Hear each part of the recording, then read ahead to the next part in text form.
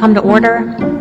Without objection, the Senate will now stand in recess, subject to the standard stipulations set forth in Senate Rule 24.1, to reconvene today at 12 p.m.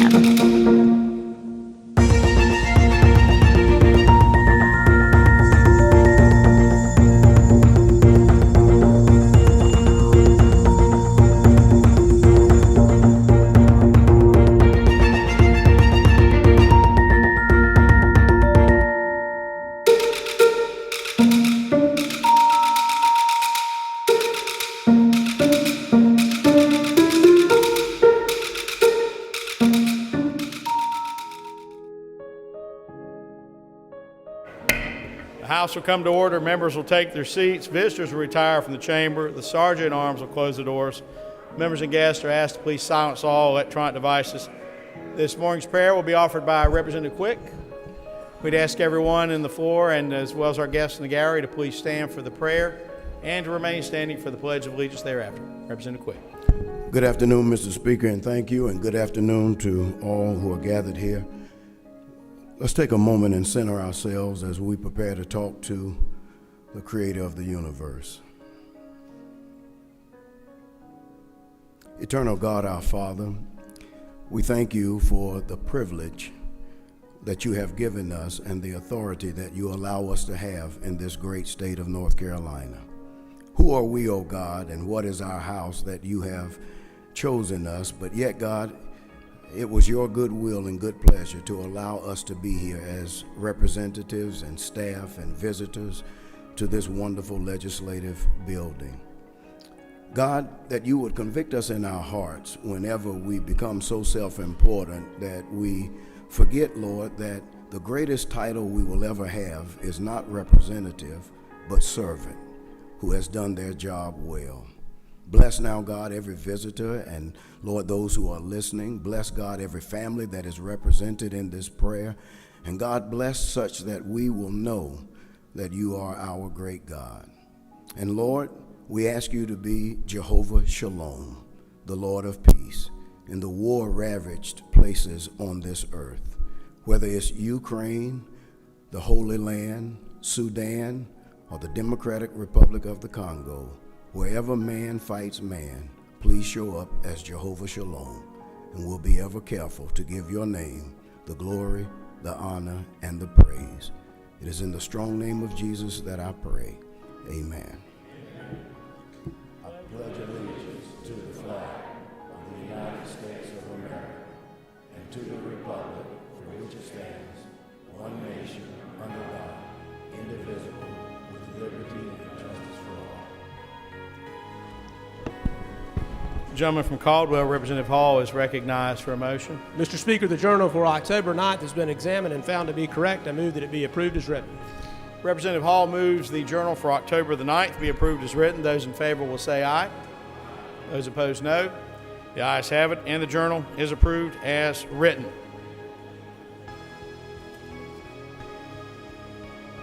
Representative Hall is recognized for a motion.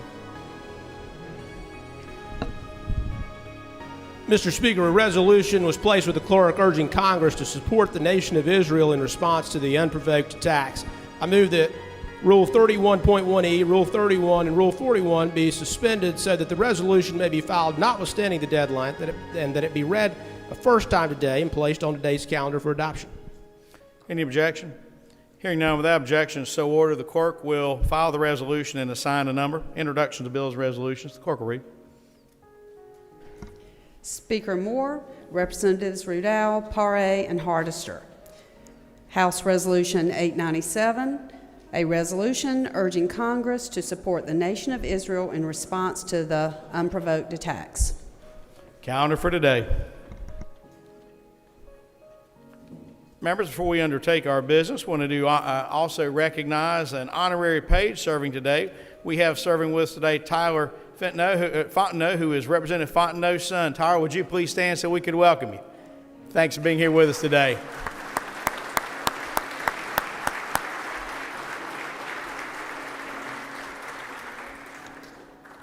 Also on motion of Representative Winslow of Franklin County, the chair is happy to extend the courtesies of the gallery to Lorenzo Stancil.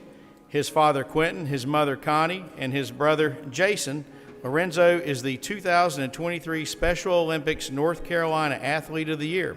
Over 14 years ago, Lorenzo began competing in athletics and has become a recognized leader in the Special Olympics movement. He is currently a Special Olympics Global Messenger and a Certified Health Messenger who encourages his fellow athletes to maintain healthy habits. He shares his involvement with his family, who are also dedicated volunteers and have recently become certified coaches. Please join me in welcoming our special guest with us today. Thanks for being with us.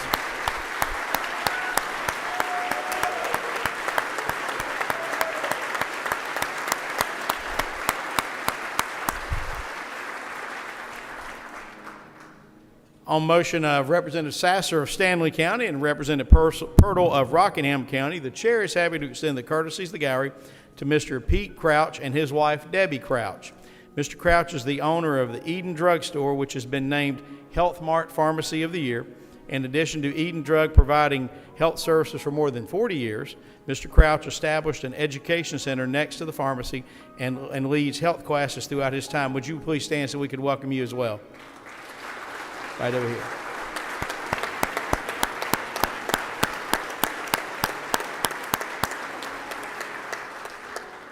To both of our guests, please know you honor us with your presence today, and we certainly are glad to have you here and wish you the best in your communities and the work that both of you are doing.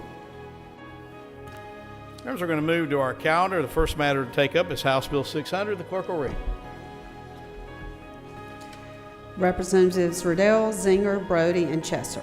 House Bill 600, an act to be entitled Regulatory Reform Act of 2023, the General Assembly of North Carolina enacts. The gentleman from Caldwell, Representative Hall, is recognized for a motion. Mr. Speaker, I move that the House pass House Bill 600 Regulatory Reform Act of 2023, notwithstanding the objections of the governor. The gentleman from Caldwell has moved that the House do override the veto to House Bill 600.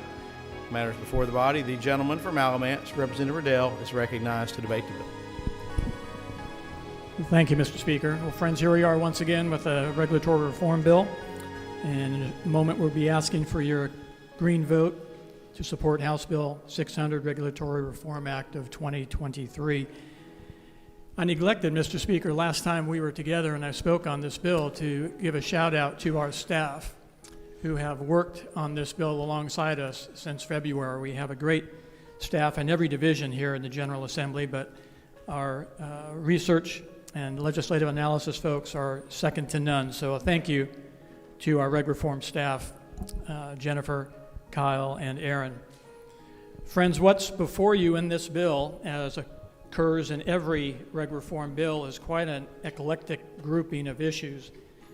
We deal with stormwater, we deal with phased-in fish mandatory reporting, dredging, narrative water quality studies, flotation devices, nutrient offsets, total maximum daily loads, brownfields, homeschool co-ops, Raleigh-Durham Airport, HOAs, online marketplaces, food establishments and inspections, DIT's procurement policies, piers and docks, reverting back to the 2009 building code, emergency supply train matters, charter schools and water sewer capacity, OAH and the codifier of rules to remove repealed rules.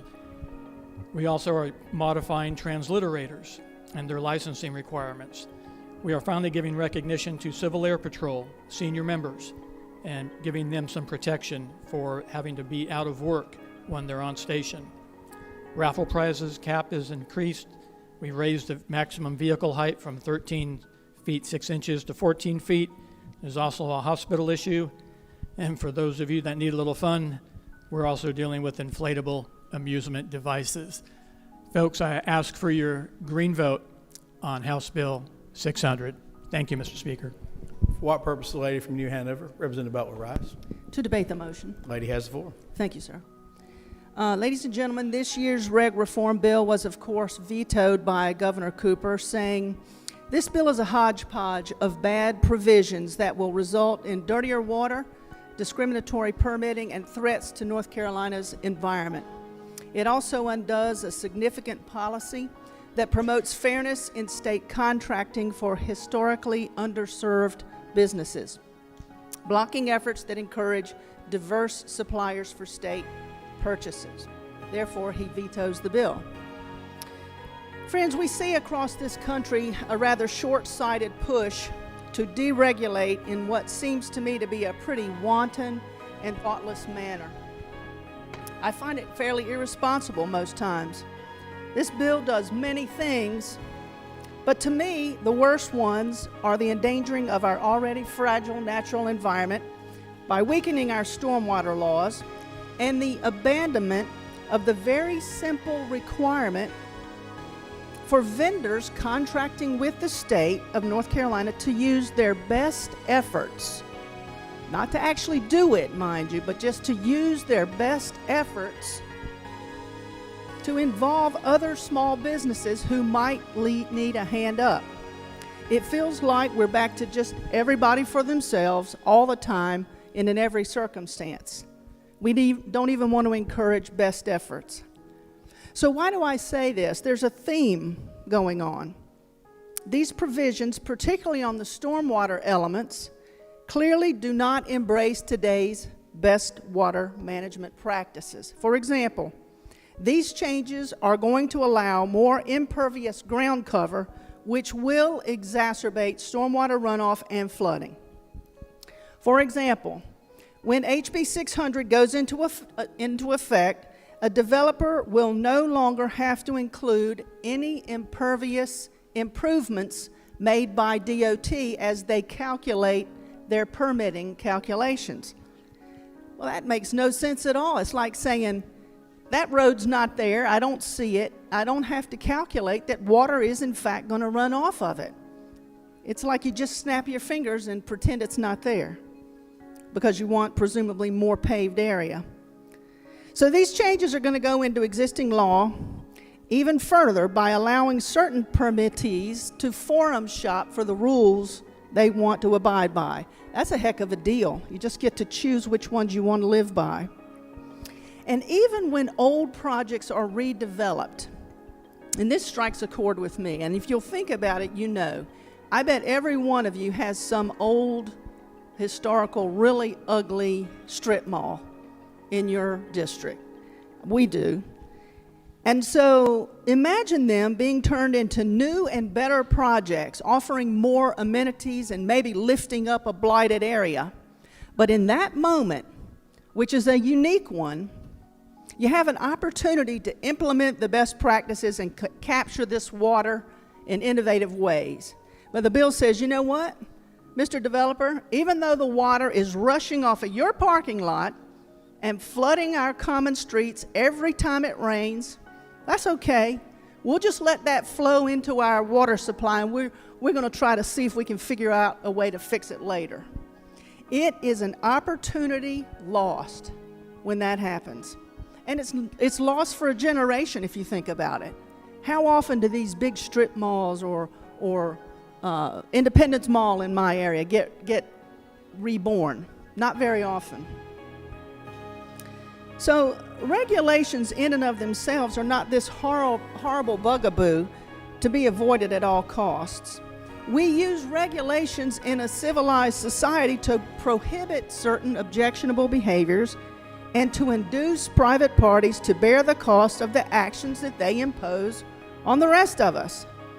They foster and they manage innovation. I was thinking about this just the other day. Think about the huge debate that's going on right now about artificial intelligence and how we are going to seek to manage that to make sure that we are not damaged beyond control by it. Take a moment to think about wind energy. We are threading that regulatory needle right now for the benefit of all North Carolina. Wind energy is going to power millions of North Carolina homes. Think about seat belts. Think about food sanitation. Think about controlling Wall Street so we can all invest with confidence. Not so long ago, your money was not guaranteed to be there next week if you invested in Wall Street. Certain guidelines have been put in place that allow our economy to thrive, and they are good ones. So I would just leave you with this admonishment. For any of you in here who are sort of romanticizing this unrealistic, unregulated society, Just remember this, you've never lived in one. And it might not be as sexy as you think it is. For what purpose does the lady from Wake, Representative Cervania, rise? To debate the motion. Lady has the floor. Thank you, Speaker. Together, the past 2 years, we, as North Carolina, have been ranked the #1 place to do business. And together, as an entity, we have a bipartisan economic development and foreign trade caucus who's been going all around the state, uplifting and highlighting the great opportunities that we have in North Carolina when it comes to small to large businesses statewide. When you're #1, and especially when you're #1 2 years in a row, you need to keep that up because people start aiming for you. We have lots of opportunity here still in North Carolina to maintain our #1 status. And that's through our historical underutilized businesses. Our population is growing significantly, especially in our minority communities. Our African American community and their businesses and entrepreneurs have been so thriving. And we're seeing that also in the Hispanic, the Asian American, and so many underutilized opportunities. This bill is unfortunately making and undoing so many significant policies when it comes to this opportunity. And when it can promote fairness, when it comes to state contracting, it blocks efforts to encourage diverse suppliers for our state purchases and rules that we would save taxpayer dollars and still actually have many not currently contributing more exponentially to our tax base.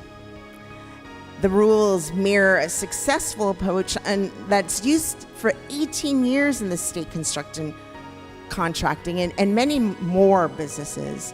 And they've been enacted to extend feedback from state agencies and other vendors and were approved by the Rules Review Commission. So why change that? Why jeopardize our #1 status? And I want to also point out that many of the people, if not all the people on the Rules Review Commission, have been appointed by a Republican majority legislature. So I urge you to go against this motion and vote no. Thank you. For what purpose, the lady from Mecklenburg, Representative Belk, rise. To speak on the veto, all right. Lady has the floor. Thank you, Mr. Speaker. I stood up and spoke to everyone last week along with Representative Butler, so I'm not going to completely go into everything that we said last week, but what I wanted to talk about, and this is in section 25 if anyone wants to follow, and this is unpermitted carcass animal. I use carcae, but I was told, stop, that is not the Latin for it's carcasses.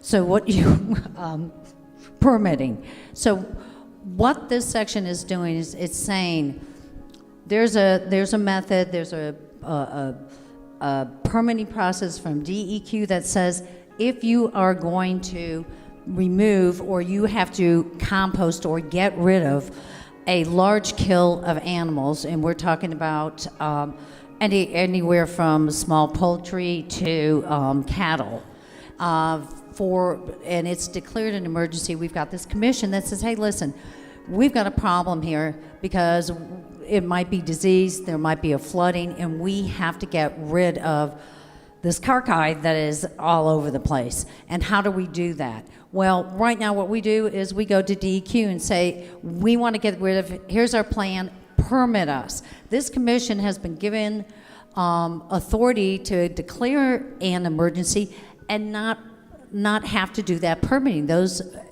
So in essence, you could have piles, you could put it next to a stream. There's nothing that says that you have to be permitted to do that. You could put open carcasses anywhere on your property to get rid of them. And this could be, we're talking about, it could be a hundreds. You know, we are talking about that. That is wrong. That is wrong. It's dangerous. The purpose of the DEQ to permit it is to say there has to be a safe way to get rid of this, even in an emergency.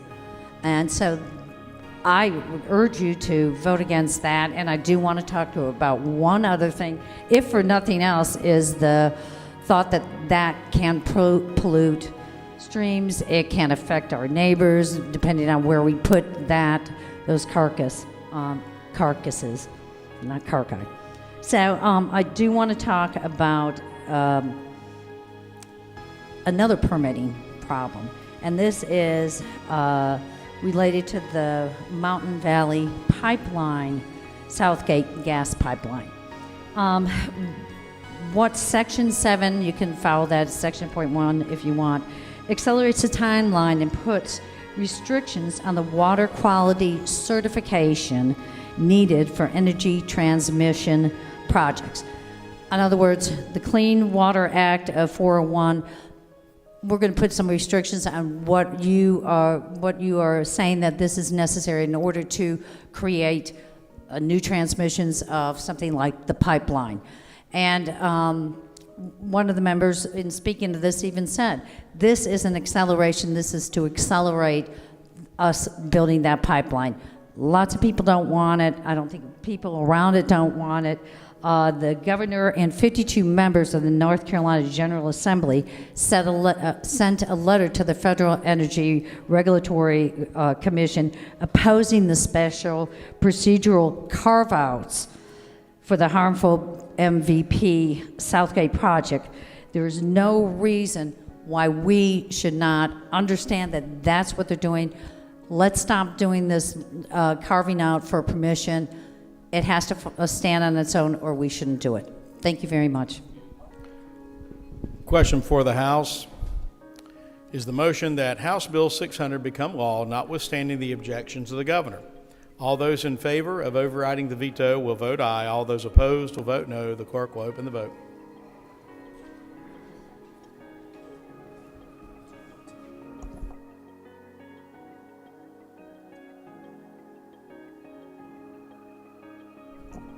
Representative Jeffers on the floor. The clerk will lock the machine and record the vote. With 76 having voted in the affirmative and 39 in the negative, the motion carries. Having passed by the requisite 3/5 vote, the House has overridden the governor's veto, and the bill is sent to the Senate by special message. House Bill 415, the clerk will read.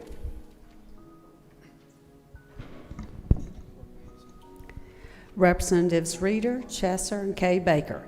House Bill 415, Senate Committee Substitute, an act to stop Addiction Fraud Ethics Act of 2023, the General Assembly of North Carolina enacts. Gentleman from Pitt, Representative Reeder is recognized for a motion. I move that we concur with the Senate. The gentleman has moved that the House do concur with the Senate Committee Substitute to House Bill 415 and has the floor to debate the motion. Members of the House, this bill is one that we passed back in April, 113-0. This really prevents kickbacks and finder's fees for drug treatment facilities. It will help prevent abuse of our patients, and I ask for a green vote. Further discussion, further debate? If not, the question for the House is the adoption of the motion to concur with the Senate Committee Substitute to House Bill 415. All those in favor will vote aye. All those opposed will vote no. The clerk will open the vote.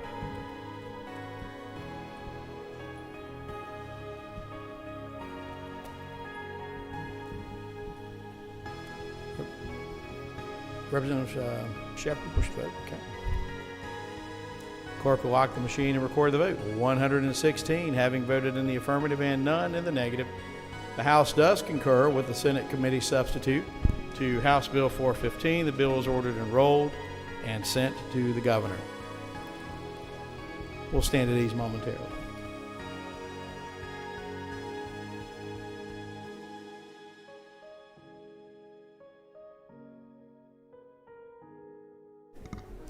Special message, Senate Joint Resolution 755, Committee Substitute, Second Edition, a joint resolution providing for the confirmation of the governor's appointment of Quentin McGee as a special Superior Court judge. The confirmation is added to today's calendar. Would ask the minority leader and the majority leader to approach the dais, please. And we'll stand at ease.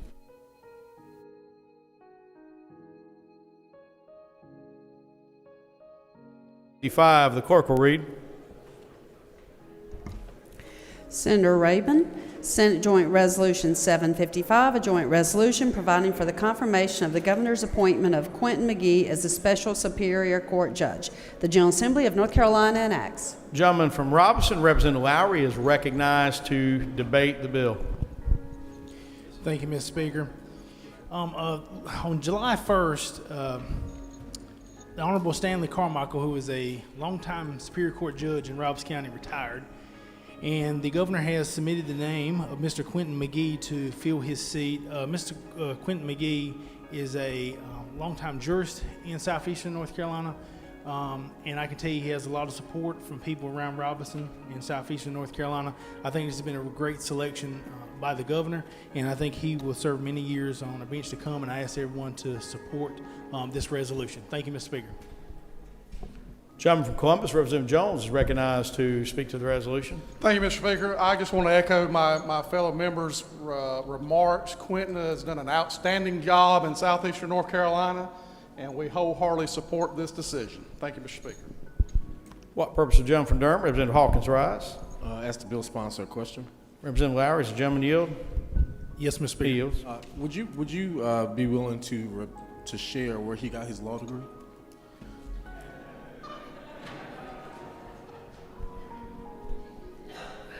From an accredited university.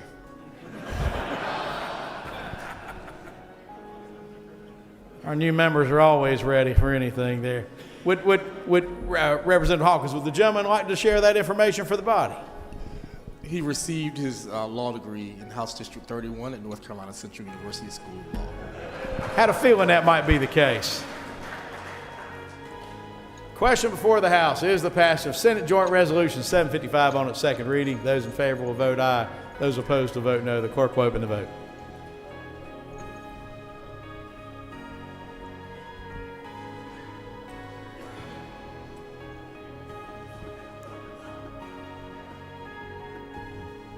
Representative Autry on the floor. Clerk will lock machine, record the vote. 115 having voted in the affirmative and none of the negative. Senate Joint Resolution 755 passes second reading without objection. Be read third time. The General Assembly of North Carolina enacts. Question for the House is the passage of Senate Joint Resolution 75 on its third reading. Those in favor will say aye. Those opposed, no. The ayes have it. Senate Joint Resolution 755, having passed its third reading, is ordered and rolled. And I don't believe that the judge is here right now, but I expect he'll be in the gallery in just a bit. And when he comes in, we'll make sure that we recognize him and congratulate him at that time as well. Members, we're going to stand at ease momentarily. As the body knows, we are going to take up the overrides that will be coming to us from the Senate today by special message. So I wanted to check to see where those are in the process. So we'll stand at ease momentarily. The county board would not register the individual and would retrieve the individual's marked ballot and remove the ballot's votes from the official count. It would also provide that a second primary, if requested, would be held 10 weeks after the first primary, regardless of ballot items in the second primary. The bill would require political parties to allow unaffiliated voters to participate in that party's primary. Unaffiliated voters could not participate in more than one primary. Finally, the bill would create a new process for removing voters who are ineligible from the voter rolls, including non-citizens who cannot perform jury service. So the intent of this bill is to help lend confidence to voters in elections by strengthening the integrity of the process and procedures that control how votes are cast. I understand that there are disagreements between the majority and the minority parties on the best way to accomplish this goal. And unfortunately, the governor and his party continue to use hyperbolic rhetoric about the bill. One of the most inaccurate criticisms of the bill is that it will, quote, cause legal ballots to be thrown out. As you know, in any ball game, if you score a touchdown after the clock buzzer sounds, it doesn't count. If you shoot a basket, a three-pointer, after the The shot clock has expired. It doesn't count. If you show up at the polls at 7:31 and want to cast your vote, you're not allowed to do so. We're changing the absentee ballot process slightly to conform with 30 other states who have the election day as the ballot deadline. This will be clearly communicated to everyone who receives an absentee ballot, and every legally cast absentee ballot that arrives before 7:30 on election day will be counted. Those will be the legal ballots. But the allegations against the bill are just one more example of why this bill is needed. We must take common sense steps to ensure that our elections are fair and free from perceived bias. And therefore, Mr. President, I move that Senate Bill 747, election law changes, become law, notwithstanding the objections of the governor. Discussion or debate? Senator Smith, for what purpose you rise? To debate the motion. You have the floor. Thank you so much. I think first it's important for us to know that this is not a game. So while we're making references to shot clocks and touchdowns and all of that, this is the people's right to vote. A robust and equitable democratic process is the heartbeat at the center of a just and thriving society. Our democracy serves as the cornerstone of our collective voice. It is the process that brings politics together, and it gives every citizen an equal opportunity to participate in shaping the future of our state. The importance of a fair and free democratic process in North Carolina cannot be overstated.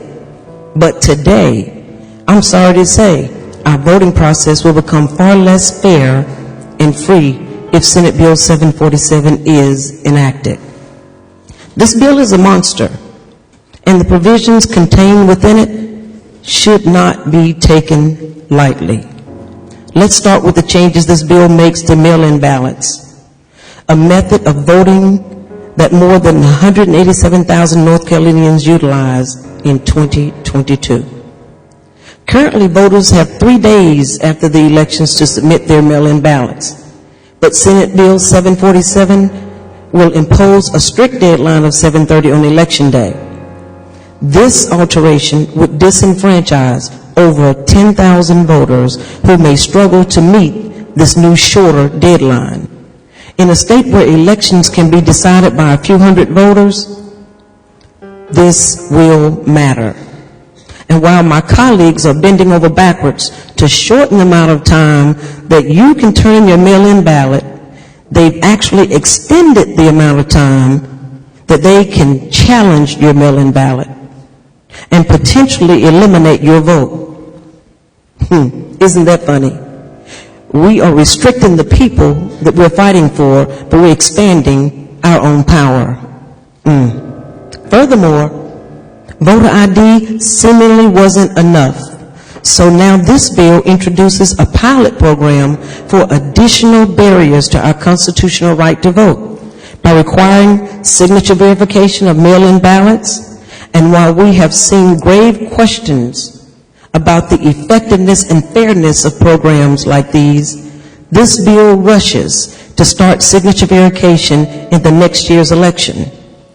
Additionally, in this Senate Bill 747, there's a section that says, if you made a simple mistake or forget to include a piece of information about a witness who watched you sign your ballot, you can no longer fix that problem and your vote will not count.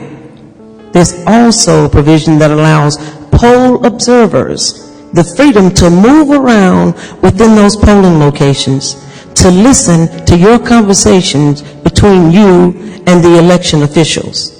And it even allows them to take pictures of you. Think about that. It's illegal in North Carolina for you to use your cell phone to take a selfie while you're voting. But now we're saying that poll watchers will be able to take as many photos of you as they want while you are voting. There are also provisions that requires voters who do same-day registration during the early voting period on a retrievable ballot instead of a usual ballot. and another provision that allows voters to challenge ballots in the entire county as opposed to the current law, which only allows them to challenge voters in their precinct. These changes have echoes of the anti-democratic work being done in Georgia, and that has enabled a culture of mass challenges in their elections. And there is no reason to invite this type of mayhem to the state of North Carolina. You know, I hear so often from my colleagues about how important the sanctity of the election process is. But let's be honest and call SB 747 exactly what it is. It is voter intimidation. Again, it is voter intimidation. And this will bring a host of privacy concerns and questions about the base constitutionality of what we're doing here today. We've all heard from our constituents. The people of our state have made it clear that they are concerned about elections. But these proposals are not the solutions to what voters are worried about. These are the things that are making people scared. These are the things that makes voters feel like their voice isn't heard and their vote does not count. I urge you all to stand up for our democracy and for the voters of our state who put you here to speak on their behalf. I ask you to vote no on this bill and let's sustain the governor's veto. Thank you. Further discussion or debate?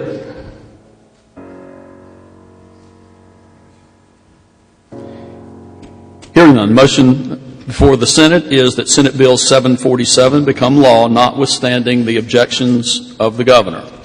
All in favor will vote aye. All opposed will vote no. 5 seconds be allowed for the voting. Clerk will record the vote.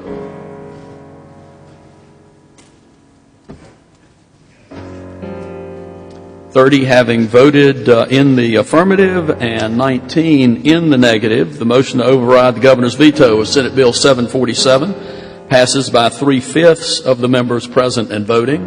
In accordance with Article 2, Section 22(1) of the Constitution of North Carolina, Senate Bill 747, together with the governor's objections and veto message, will be sent to the House by special message for reconsideration. Senate Bill 749, the clerk will read. Senate Bill 749, no partisan advantage in elections. Senator Paul Newton is recognized to explain the motion.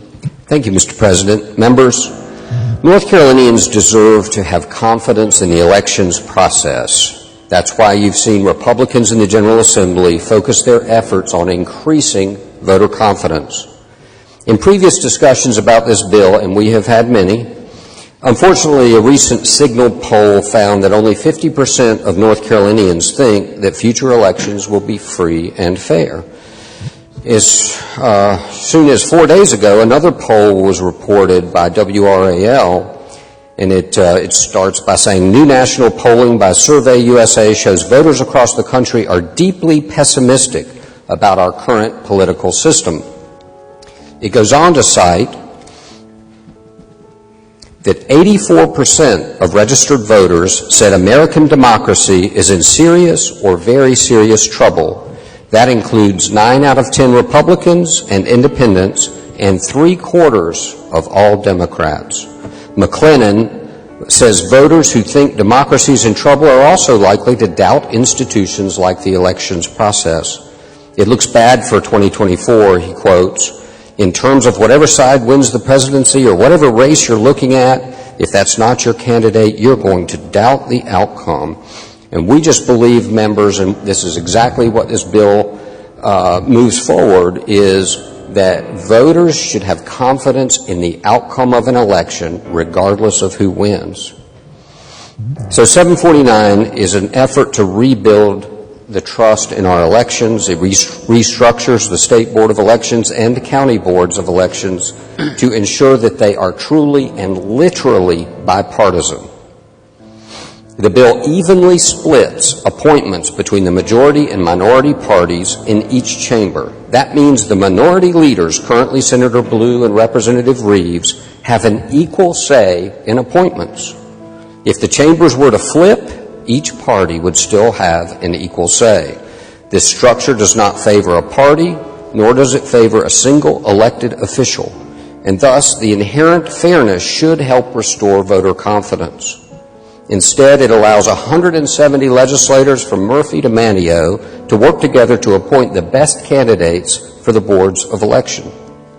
Our current board structure allows the party of the governor, whichever party that is, it allows it to manipulate the system. And we saw that actually happen here in North Carolina in 2020. It actually happened. So this is not theoretical.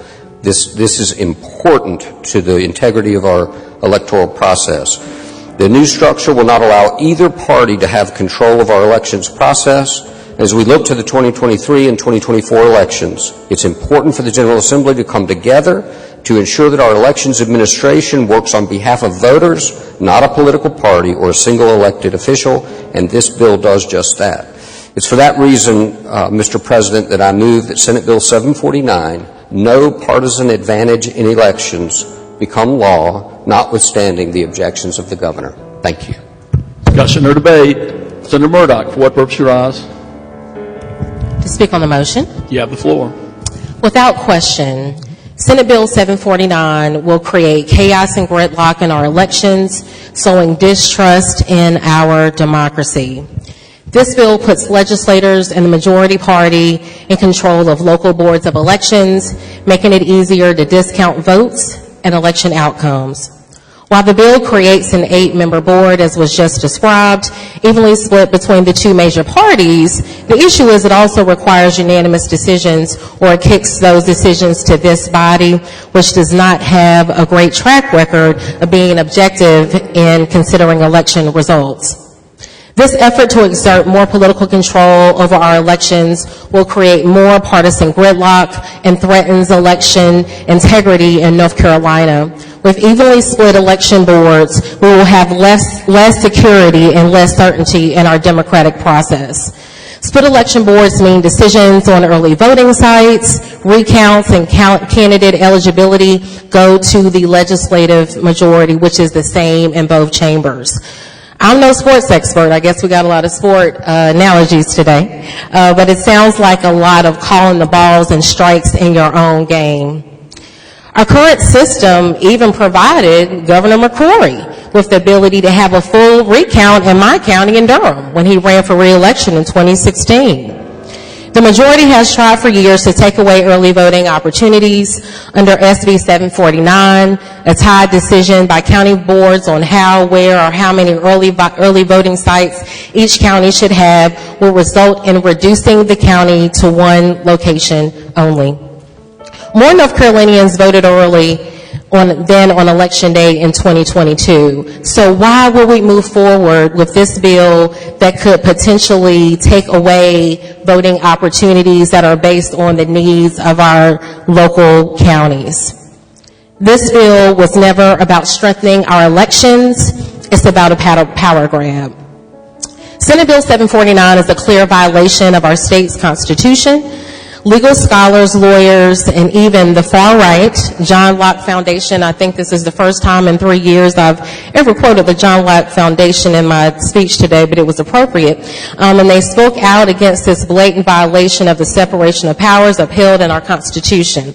As stated by the John Locke Foundation, in 2016 special session, the state legislature passed legislation modifying the State Board of Elections, moving forward the 8 appointments away from the governor and giving them to the Speaker of the House and pro tem of the Senate instead. A Superior Court established that the Board of Elections must be under executive authority and rejected the idea of legislative appointments, citing McCrory v. Berger. The court was correct in ruling against the state legislator, as the administration of elections is inherently under the executive branch's authority. And again, this was stated in the John Locke Foundation website. Voters have already rejected this partisan power grab by a 61% margin during the 2018 elections, and similar efforts have been blocked by the state Supreme Court time and time again. All living governors, Republicans and Democrats, along with 2/3 of North Carolina voters and the courts, have all rejected this deceptive takeover of our democratic process. Democracy dies in the darkness. So it is our duty to shed light on these anti-democracy bills that are before us today. I urge all of you to sustain Governor Cooper's veto and preserve the will of voters in our state. Further discussion or debate?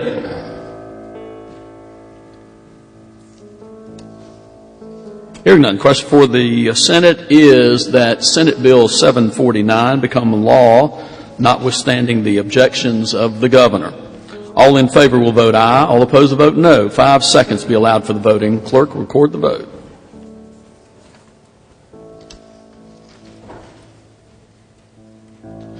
"30 having voted in the affirmative, 19 in the negative. The motion to override the governor's veto of Senate Bill 749 passes by 3/5 of the members present and voting in accordance with Article 2, Section 22, Paren 1 of the Constitution of North Carolina. Senate Bill 749, together with the governor's objections and veto message, will be sent to the House by special message for reconsideration."